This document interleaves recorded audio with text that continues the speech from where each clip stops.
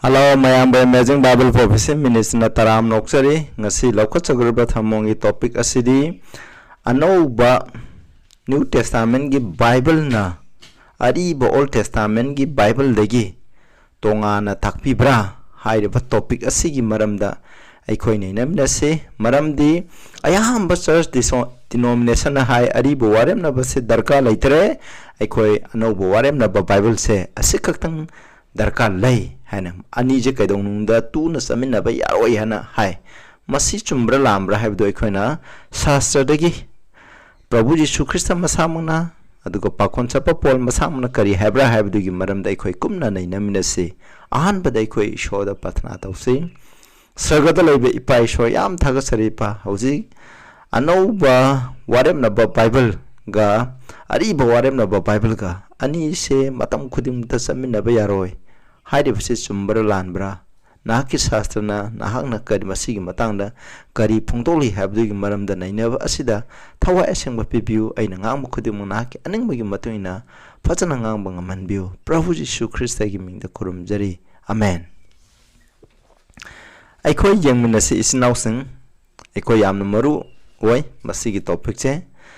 masina maram oidana prithvi asida denomination masang thingamdana tongan denomination tongan chap manaba Bible di pairaka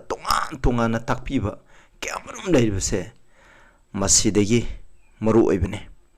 aikoi Prabhu Jisu Christa masamangna masigi maramda kari haibra haibse aikoina yengsi anbada aikoina Matthew 22:29 da asumna hai maduda Jisuna makhoida khumki na khoina shastra amasung isogi pangal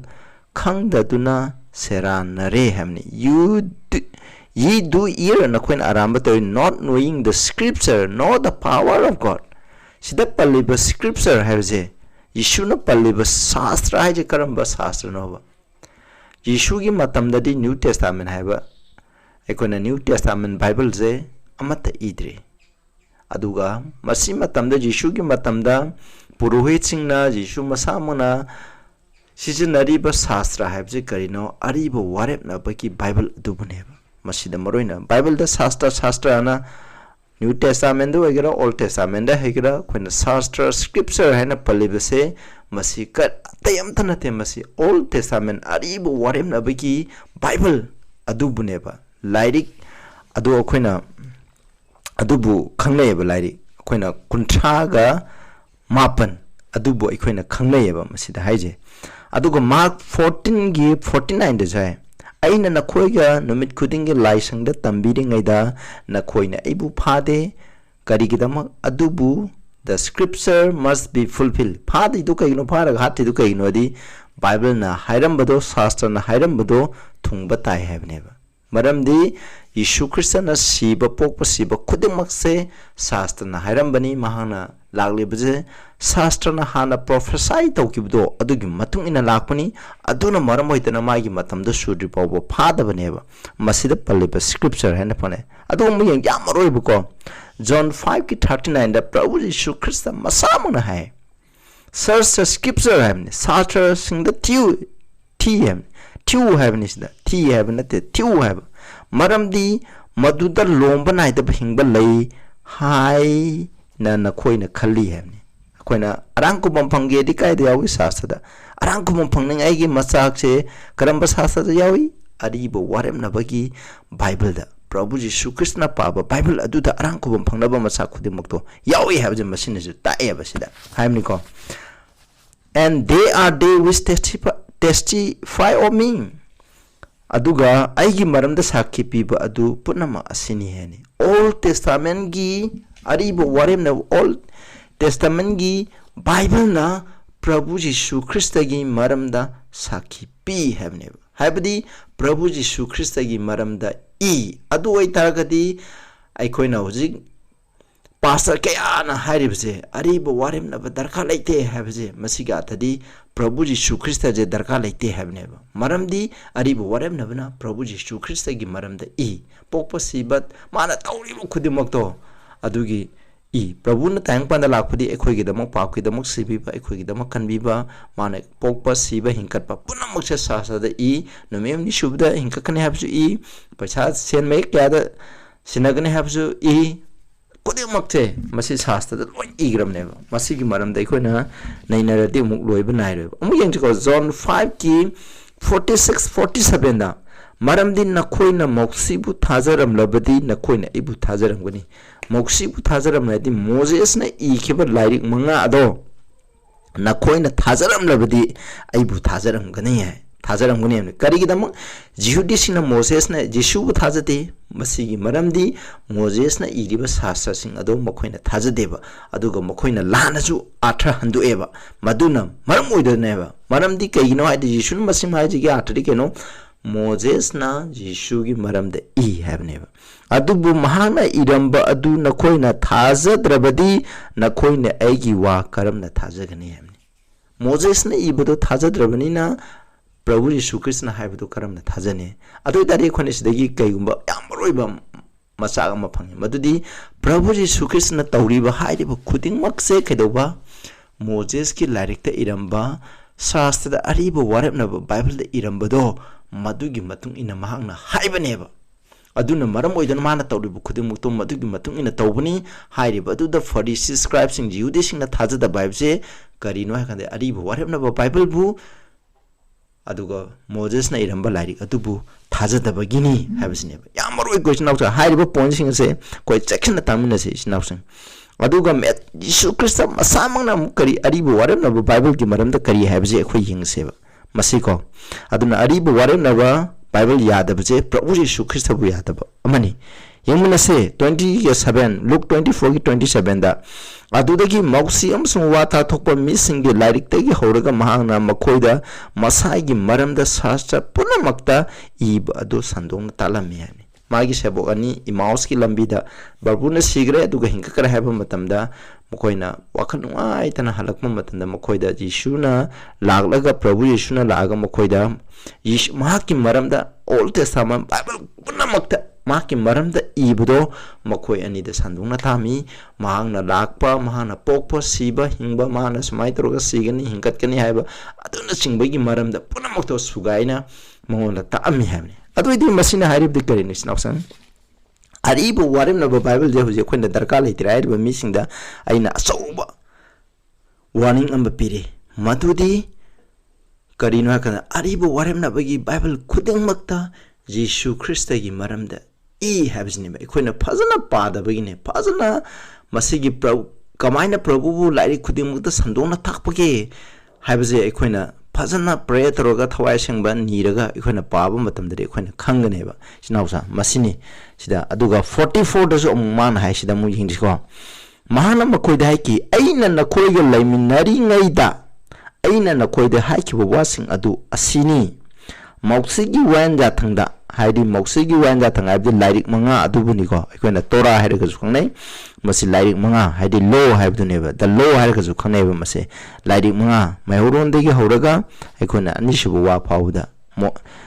मदुबुनेबा इखोना genesis exodus Leviticus डिटरनोमी हाइबजे मजे numbers डिटरनोमी हाइबजे हाइबा lyric मंगासनेबा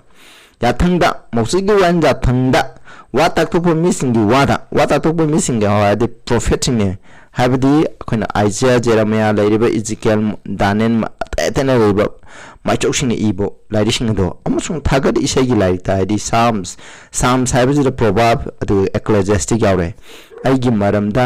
इखिबसिंग अदु थुंगनबा Thai हाइबने मसिदा हाइजे whole Bible ना कनाई मरमदा यीशु की मरमदा मसी खुदिमक्से प्रभुदा थुंगनी हाइबना महाना संदुना ता प्रभुना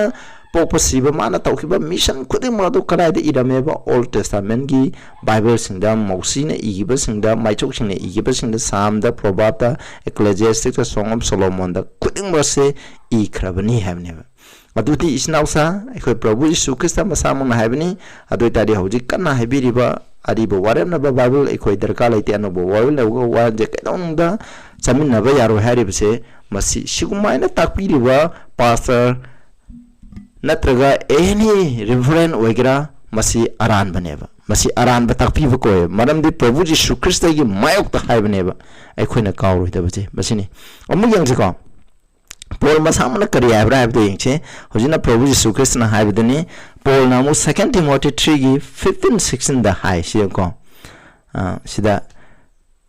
Christ Jisu da thaja bagi mapana aran khubam phawba na hapu singan ba ngamba aseng ba sastra adu na hang na angang oiring ida khangan khre hamne masida Paul na haja Timothy di ibne nangna Timothy nangna angang oiring ida hona aikoi da arang khubam phangai gi loksing pi ba ngamba hengko Jisu da thaja bagi mapana arang khubam phangai loksing pi ba ngamba do na hang na para khre hamne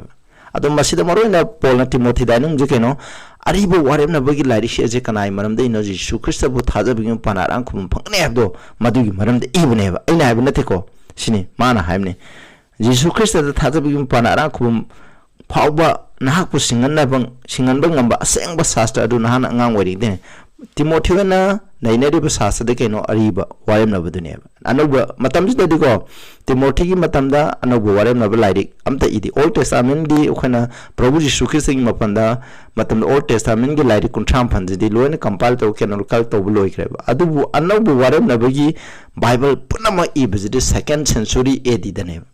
hengko ani shu sahi sa gi AD ko 4th century da khuna roiba lairi ke 100 AD gi matam adwaida John ibn Revelation je adugi punna compile to bune khuna century da chap chap tarik ti aina haibang amde ko masini ko adugo 16 paji sasa khuding ishogi sodagi oibne haidi by the inspiration ishona thawai asengba piriga thawai asengba duna koida koina inspire to ko hadi show kamsilaga habdi pung thogalaga masi ibani thawai hablaga ibani hamne aduga tambina bagi tamma se sastra je Ariba Warepnaba du ka sidai je sastra je Anouba hoi khoina Anouba da ju pa hoji apply to be adu bu haiba matam ji makta di Anouba Warepnaba lai tamni nai khoina masi moroina kana da himno Old Testament gi Bible da haibne habje khoi kaw ya deba hoi khoina masi New Testament gi Bible sin de jo khoina apply di to gudam neba khoina adu bu moroina masi matam ji da Paul na iba matam da di masi Ariba Warepnaba lairik to kuneba masi ka Ariba Warepnaba lai je kaidama tambina bagi dama warang na bagi dama sum thongna bagi dama amusum dharma chen bagi mari da takpi na bagi de bang kanai havne sinau sam masi silo doctrine do khona hujik takpi ba New Testament da yaw ba doctrine khudi mo Old Testament da yaw have do masi na mayakshan na takchere ba khana warang na bagi dama sum thongna bagi dama dharma chen bagi kamai ne khoi dharma chen ba phangani have je aram khum kamai phangani have je Ariba Warepnaba lai ta loina takpi grone ba aduga Anouba Warepnaba jina di hana takpi gibudo phajana amu macha tana takune ba aduga Anouba Warepnaba Bible ajidi Ariba Warepnaba Bible da prophesy to gibudo thungni hena takune ba masi ko masi ekhona ka obya deko khona aduga Acts 17 gi 2 da mu yang si ko Paul na ma ki hangna bi matang ina makhoi gi manak ta chatki amasung pothaba numit ahumlok mahang na ahumlok makhoi ga sasra gi nainara mi hamne Paul na sida Thessalonica chalaga khoina sastra naine je kadoba krai kramba sastra no Old Testament ni khoina pari bje kaubi gi nishnau sa aduga 11 da zu hai ko 11 da 2 gi khoina silare 11 da mu sunai masiko masi 2 11 da habjina Thessalonica da leba mishing ado yam da sing lem bani hai ko in that they received the water why show gi why Paul na sandok pu da mu khoina loksalami yam da pung ge thawang to bu loina na search the scripture daily adu sastra do pona takpiri jo Old Testament gi Bible na have du matun takpiri have no mukone thiram hamne whether those things were so hamne haide sing dos mine o Abraham ne ko haide beren masida moroina beren da lebo missing adu ne ba mukone thiba je adu ne ba pona takpiri do mukone chumbra lambra have du moroi kamaina saing tawe ba mase Ariba Warepnaba Bible do na pona takpiri je chumbra hamne pona jo hamne aina na koida atopa gospel ama sandok pala di lawgun hamne Paul sandoi bu gospel je krai da phangmano Ariba Warepnaba Bible da phangba masi kanai gi maram da Prabhu Jisu Christ gi maram da I badune ba isnausa masi mak hai kre ko aduga mu yengi ko Anouba Bible na Ariba Warepnaba che khoina contradict to bra have je khoina mu contradict to de masi ko khone ji John 10 gi 35 da je last week ba ge the scripture cannot be broken hamne shastra se kai ba yade hamne Bible na hai ki ba shastra na hai ki je thung da ba tawro hamne thungani hamne sinausa akhona ariba waramna bible na haibu khudum to thungani haibje masine aduka akhona hujina su pagare 2 Peter 1 ki 2021 da ko masi akhona handa su pakre maramdi manipuri ne ka ahan bi 20 ji khachana bole khangu madadi no prophecy of scripture sasa da piramba wa tak thok prophecy khuding mak is of any private interpretation masi akhona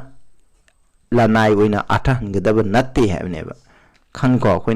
koina haning bo mong da hanba yade habni masidi kedaba for the prophecy came not in all time ariba prophecy je thaina mamang da mi ki aning bo gi matuna lakuna te machi thawai aseng bana thawai aseng bana chingbiba mi aseng ba mi sing aduna ngang mani habde mai chau sing aduna iram baneba aseng badi sasa kunim se kanana ibno ishorna thawai hapaga loine ibni habje khoina khanggaduneba aduna ne isinaucha akoina hoje prithibi ki mafang khuni bana akoina atopo religion ga bible khenabje shastra de anam noduna lei haji kaino di masida amana babu contradict taude masidi amna summi habje matam ga dum sana duna lei habje akoina kahogum jeba aija 20 aki 10 da jo haji sida ko 20 aki 10 the precept must be upon precept upon precept light upon line here a dear a little ka habje masi ekhoina kawbe ade ko isinausa ekhoina sida ade pokta amagi mathakta pokta aduga manipudana lai hai ko sinal haidi wai pareng amagi mathakta wai pareng sida khara aduda khara haije shastra khara amada any bible ge topic amana inaba matamda whole bible je thidradi ekhoina topic ado phajana khangma ngamoiba whole bible Mahurunda Genesis the khara ingani Exodus khara ingani Isaiah the khara ingani adagi New Testament Matthew the khara ingani Mark Luke the ko masida laidiba khudang mak to whole bible the iribdo khudang moina arang khuba marju whole bible the iribdo khoina logune second coming year whole bible the iribdo khoina jangane dharma sema kamai phangani whole bible the iribdo khoina khangane mi siraka khujik toina takpiriba khoina siba ka sarga chale sarli ka khaje hujik siba ka sarga sa khare ka hairibje masi khoina yengadam krai di whole bible dagi yenga masi chumila labje khoina lekhodam any bible ki text amada khoina lekhodam natte be sinausa mayam khoina kawroi da be sineba aduga khoina amkho yengji ko khoina contradict tawde khoi mi obje kamain kan bi kanau bakhra na takpi old testament sina logi mapana kan bi new testament sina thaujangi mapana kan bi heba masi chumbra ba la le ko that is totally fail khoi khudimak Thaza bagi mapana thaujana loi kan bibne ariba matamgi mi oigara old testament gi mi oigara new testament gi mi oigara mi pong khudung tang pandal mi lakpa mi phud arang khubong phangada mi pong khudung makse thaujan gi mapana thaza bagi mapana kan bibne ba khoina kanada prabhu da thaza mapana kan bibne shoya phopo jai sida ko hebrew 4:2 da haji sida maramdi makoida aphawo pau sandok kibgumna ikhodu ju aphawo pau sandok pi dem makoida haji kana jihudi sing dem da ishoyi aphawo pau gospel ado sandok ki ekoida sandok pugumna sandok ki hebne sandok kibuna ikhoida ju adubu makoina takibo wa edu makoida kana ba purakide maramdi madu taribe makoina thajabu loina takide hebne maramdi gospel aje sinauda gospel je khoina karaida pazana mayekena khangba ngamgani habda khoina sanctuary asengba laisang ishogi temple saba moses na lamangda sagiba solomon gi laisang maduda tawriba thabak thoram thau khudemak to maduna ishogi apabo pawgi maram ngam madu pazana bhap taba matana mi ama kamaina arang khubum phangane abje mayekena khangba ngoneba khoina yaw halibdo khoina thani manda khoi arang khubum phangni da pap torogadi yaw ama poreido hariba yaw do prabhu jisu christian neba madu hatkini mai iduna sanctuary mun changa khekani aduga sumaina pap kopi bi thabak tore tawriba khudemak to kanano prabhu jisu christ gi maram da sandok muneba aduna john 1:29 haje behold the lamb of god which take away the sins of the world haje old testament gi animal sacrifice khudingma aduna jisu christ bu thenduna takmuneba aduna ekhoina Ken ga abel gi offering to bom matam da kel gi yadraga abel gi ay to kaino abel gi offering to kaino prabhu na sibi ba du gi mapana rang khubam phangani habje mangna thajeba loina ma phum khudim ko sini ko aduga abraham jo ay genesis 15:6 da abraham ko maina kan bi habje sineba old testament gi mini ko masi abraham ko mai kan bi habje ba na habni mana kan bi bugum na khojule kan bi ba sida 15:6 da mahana ishod thajai aduga mahaki thajabdo mongonda dharma chenbo ina pi habne sida aduga Romans 4:2-3 da ju mek sheng asumna haikre sida Abraham je thabak mapan suman bi taraga di mahana sap thokpa legi dabani adubu shogi mamangda natte habne 3 da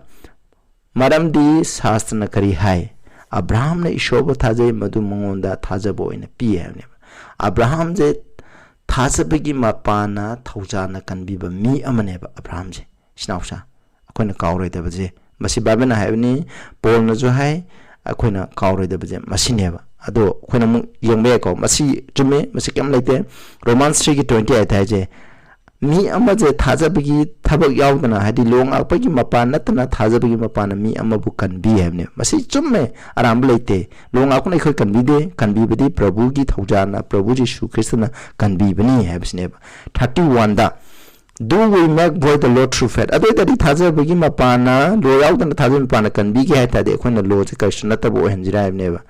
ishona yade ekoina lo je salali habneba mas yam siani je tuna samina godan ayama protestant na priest obje 28 tapi de khoina lo ngak pa darka laitre khoi thaja bagi mapana thaujana kanbi khrabani habneba masina lo je ngak pa darka laitre habneba prabhu ji shukrisna takpina khuding ma ki matuna ya thangak pa maram padan hairame logi maram padan hairame prabhu ji shukrisna arang ko pampang yedi Matthew 19 da ya thang singa u habne kram ya thang no teng kama mane habje make sure adom da salogum jeba koi khuding ma lo ngak pa mapana kan bi de koi khuding ma thaja bagi mapana thaujan aduna kan bi bne adu boi khoina kaw godabdi thaujana kan bi kharba mipung khuding ma che wain da thang do ilakhane Taujana kan bikra mi aduda Prabhu bu nungsi belaigini hariba mi aduda thawai sengmam pana Prabhu Jisu Kristna laigini Prabhu Jisu Kristna laiba habje ma ke taujana ni ma ke taujana ikhoi ga son bukuding ma panga kalan gani ishobu nungsi rakani ya thangala kane aduga isnausa taujana ikhoi kan bikra hana ya thangak tana laiba mi ke nasu kan biro habdi Prabhu da thachaba mi thajai haraga khona huran ba mitu miwa lana ba laimuti khuramba aduga oidaba ngang ba mamam pabu thawoidaba mi amata ishona kanbiro heba adu hairi baje khona longa ko je khoi gi pangana ngamgodaba nate basi prabhu na kanbi ki ba prabhu da thajabagi mapana ikhona thaujana to pangaga sakti to pangaga ikhona kanbane masi kaubigunu go isnausa any protestant denomination oigunu oirasu thaujana kanbi khraba mi pung khuding mona longa kani habje khona kaw ten kamameng alakani habje masi ngaktraba haiba mi do shogi thaujana kanbi mi nate mak norok ta soidana sakne masi aina haiba nate bible na haibani habje khona kaw jeba maramdi christian oi khraba khona oiding da tawrumba phattaba huran chinthi paw ki thaba khuding mok to loina Tawrombo khudimok to Christian oigro matung de loin thari ju thalam baina ju thakte ba mi halam baina mi halakte ba wangang changang lu da bangang baina wangang lang changang nam cha cha cha yamna tambi toble ba isnausa khuyeng ko aro dam khuyeng che kari gi damak tungan ba denomination china tungan ba takpi ri che kari gino habjine ba denomination myam takpi ri che kari gino habje khoina kawroi de ba amadi Second Peter 1:20 da habje mokoi na ning budu gi matuina sasa ja athan dokba ma mi gi aning budu gi matuina sasa ja athan dokba adunu marong bida tonga ma takpi belaibne Shastra hajide nang aina athan gi dabuna shastra di shastra nan gi dabuni whole Bible da yaw de text ko dim to compare to plug bun sala kanda doctrine nama je establish to gune doctrine nama je Bible ki text New Testament ki text karana shamba ya debo Old Testament ki text karana shamba ya debo whole Old Testament New Testament plug madu da hairiba myam da pulak khupchalaga sumjalaga madu no karita ai habje khona kawre du Bible athan bo bunduna amata contradict to de habje khona kawre maram di sida thaje wanda thang yaudana wanda thang akpo yaudana thaje pana kan biare James na di ai khona thaje haraga thabu yaudra di asibne haje masi aran ba amta natte be sinausa por na hajna khoi je Jisu ki mapana khoi kan bi bne habne James na hajna kan bi khaba mi dun ya thang akne habne ani je contradict to bo sunga yaro sinausa khona kawre de je Adun sai ejet 20 ki ten da je pathap ki matak pathap ki matak pathap lei ki matak lei ki matak lei have na te ko line sastra gi line pareng do have ne adu ekoina amaga thangjilaga loina mak sastra khudim te yaw ba takpi bu da ekoina nei na ga dabni have ne sidai je Ariba text I20 khona kawre wanda thangdam sung sakhida makoina wa asigi matuna ngang jabi makoina mangale te maramni any kana gumba mina Bible New Testament orsu Old Testament orsu punama asigi matung ina ngangdraba asigi matung ina takpidraba asigi matung ina doctrine ama semaga takpidraba khudong maina kana misna khoi mi bje Christian singge siraga dum norok to maina sukchi chidabida dum saktuna legini hai mase Bible text kra do yumpham moira mase aiba adu masi chumbraba masi maram do no kana misna khanung bele ga comment dara moi mathang da phajana sandok charge masi chumbraba chumdeba Maramdi sasa kuding do mukoina akhana ba test kara mukogi apam ding mating la lawruga thakpi bane mi je sibuga sarga sapra chatte ba mase maramdi mukoina sasa gi text amani confuse over khara samam na web text amani pulaga khodi sibuga sarga chali kana hai bane ba masi la le ba sinausa aduna ina roib da haining na badi ene kana guma dinon mine snama gi takpi buduna akhona Old Testament gi Bible je reject over aduguma denomination do akhona madugi matung na chaloi dawne akhon maramdi khona huji ne next Old Testament sastra high education nate Old Testament gi Bible ne have New Testament eating in matamne khona New Testament jo reject over ade Old Testament jo reject animak chepuna khoi chamina gadamne amata contradict over Yate have je khona khangadam any denomination go chinausa New Testament khata the emphasize the Old Testament takpi the denomination ado adugi matune khoi chatkumje whole Bible na takpi do adugi maram ne chachi maram di whole Bible na Prabhu Yeshu Christ gi maram de e have je khoina khawba yadeba any masig mari ne na khoina question hangbal ekso hangbiro any Bible gi mai question le go hangbiro ba ase gi decide lo se tapi ba myam de ishon bo pi ba washno khoina kawgum se Sastra kutramakse Ariba Warepnaba Bible Anouba Warepnaba Bible se ekoi barang kum pin ngai gidama ekoi ki kana ngai gidama masi I khrabani habje koina kaw kum seba aduna tabiri bam myam de shono bopi boshno morum pang myam de channel se share to view subscribe to view haina hajri partna tause sagada laiba ipa yam thaga sare ekoina hojin aina khare sastra gi action na Prabhu na takpiram de ki Paul na takpi de ki Peter na takpi de ki koina khangare maram di Sastra kudima habdi Ariba Warepnaba gi Bible kudima na Prabhu Yeshu Christ gi maram da I masi kudima china ikoi bo aran kubam takpi bangami kaman mi ma dharma sen bangami habje masida shogi apabo pau awi habje gi maram da ikoi na khangreba kudima se ikoi na induna sapi chatpangaman biu adubo haidiba whole Bible asigi matung ina takpi daba denomination adugi matung ina chatabang manbiu aroi matam na hingbai khoje sastra na adugi matung na hingadabni habine tari bu khuding da sunana bo pebiu Prabhu Yeshu Christ gi mingda